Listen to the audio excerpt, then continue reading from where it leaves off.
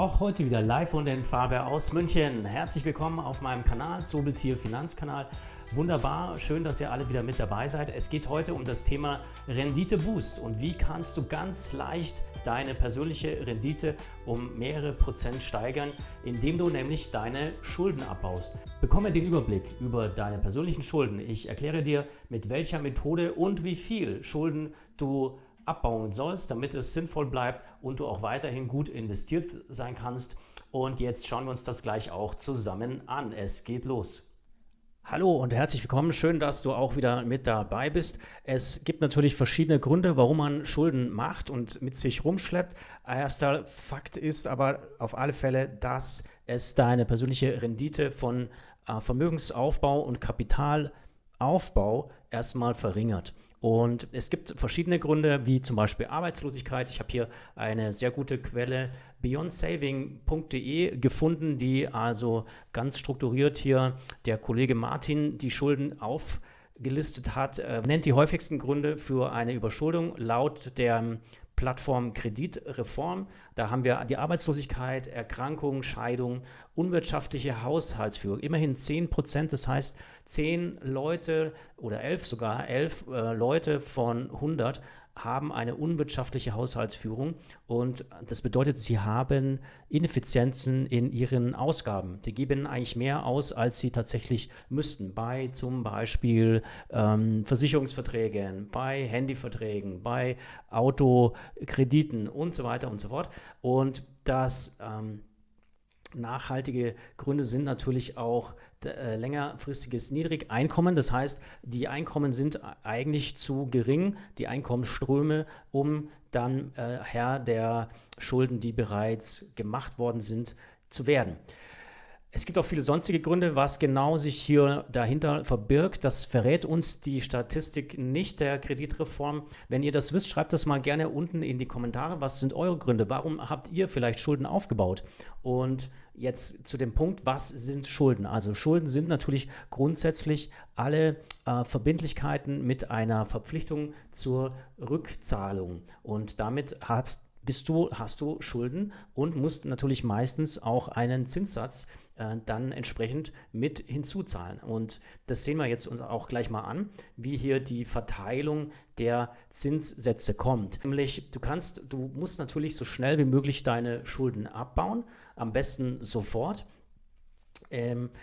Wie kann man das aber machen? Wo beginnt man da? Es gibt zwei Methoden, die Schulden abzubauen. Eine ist die Schneeballmethode und dort schaut man sich den größten Schuldensatz an, die Höhe der Schulden, und darauf gehe ich aber jetzt gar nicht weiter ein, weil die zweite Methode ist die sinnvolle Methode. Sie spart nämlich viel mehr Geld und Zinsen. Eine sehr sinnvolle Methode ist die Lawinenmethode und dort betrachtest du also alle Zinssätze und die Höhe des Zinssatzes, die du an Schulden hast, wie zum Beispiel Kreditkartenkonten, Dispo auf dem Girokonto, Autofinanzierung, Studienkredit oder sonstige Verbindlichkeiten. Ich habe hier mal eine kleine Tabelle aufgestellt und dann auch schon eine Reihenfolge vergeben. Der höchste Zinssatz ist hier aktuell bei den Kreditkarten und ich zeige euch einen Kreditkartenanbieter, und das ist keine Werbung. Es gibt natürlich viele andere Kreditkartenanbieter, aber wenn ich hier meine Kreditkarte überziehe und das über Wochen und Monate, dann komme ich hier auf 18,8% per annum pro Jahr. Und das ist natürlich ein heftiger Zinssatz, den man absolut vermeiden muss und sofort zurückfahren, sobald es geht, damit eben diese Zinskraft nicht auf das eigene Vermögen einschlägt. Zweitens auf dem Dispo-Girokonto, und da habe ich den aktuellen Zinssatz mal aufgerufen, das sind hier 10,75% sogar, also 10,75 wäre das hier. Der Dispo, den man auch gerne mal immer so ein bisschen ausreizt, wenn hier nichts auf dem Konto liegt, keine Rücklagen gebildet worden sind, dann kann es schnell gehen, dass man in einen Dispo kommt und den Dispo dann überzieht. Es gibt die Möglichkeit, natürlich mit seiner kontoführenden Bank einen günstigeren Zinssatz zu vereinbaren. Da muss man sich sofort Angebote einholen und dann entsprechend vergleichen und gegebenenfalls sogar das Girokonto wechseln. Aber im besten Falle tilgt man das natürlich und die Kreditkartenzinsen, den Schuldensatz eben zuerst in der Schuldenhöhe von 12.000 Euro, dann würdest du den Dispo-Girokonto Betrag in Höhe von 5.000 Euro tilgen, die Autofinanzierung, den Autokredit mit 9.000 und dann den Studienkredit erst als letztes, der hier sogar mit 0% Zinsen länger laufen kann und die längere Laufzeit hat.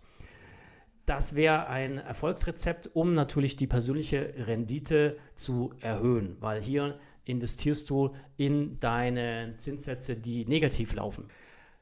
Schreibt mal gerne in die Kommentare, wie macht ihr das? Welche Zinssätze habt ihr bei euren Krediten? Habt ihr Kredite? Wenn ja, habt ihr die jetzt alle schon abgebaut? Seid ihr davor, die kurz glatt zu stellen? Und ich habe auch selbst einen Studienkredit mal gehabt und kann aus eigener Erfahrung sagen, fühlt sich fantastisch an, wenn man das dann abgezahlt hat. Ich habe das damals umgeschuldet und dann in einer Summe abbezahlen können. Dadurch war auch nochmal mein Studienkredit weniger und die Summe wurde reduziert und das hat natürlich auch wieder eigenes freies Kapital bei mir geschaffen. Sagt ihr zu der Lawine-Methode, findet ihr die Methode passend für euch? In dem Fall würde eben diese erste Position getilgt werden und jetzt ist natürlich die Frage noch, wie viel? Es gibt so eine Regel, die ich bei meiner Recherche gefunden habe, das ist die 60-40 oder auch 70-30 oder 80-20 Regel, das heißt von 100 Euro Einkommen. Das heißt, von 100 Euro Einkommen tilgt ihr also zum Beispiel 80 dann für euren Kredit oder die 70 und so weiter und so fort. Das liegt natürlich an euren persönlichen Verhältnissen. Wie viel Einkommen habt ihr zur Verfügung? Meine Erfahrung ist, oft lässt man die fest vereinbarten Raten einfach laufen. Sobald ihr aber Möglichkeiten habt, Sonderzahlungen zu machen, zahlt Sonderzahlungen ein. Zum Beispiel, ihr bekommt eine Bonuszahlung oder Urlaubsgeld oder habt hier zusätzliches Nebeneinkommen generiert und von diesem Einkommen nehmt ihr dann, sind 1.000 Euro, ihr nehmt 600, zahlt es ein in euren Kredit und die Laufzeit wird sich dementsprechend schnell verringern und ihr seht, es geht schwuppsdiwupps. In kürzester Zeit habt ihr hier 15.000, 20.000 Euro einfach pulverisiert und abgezahlt. Also die Empfehlung ist, so viel wie möglich, aber natürlich braucht ihr nochmal einen Anteil zum Investieren und aber auch zum entsprechenden Sparen und für Rücklagen für euch.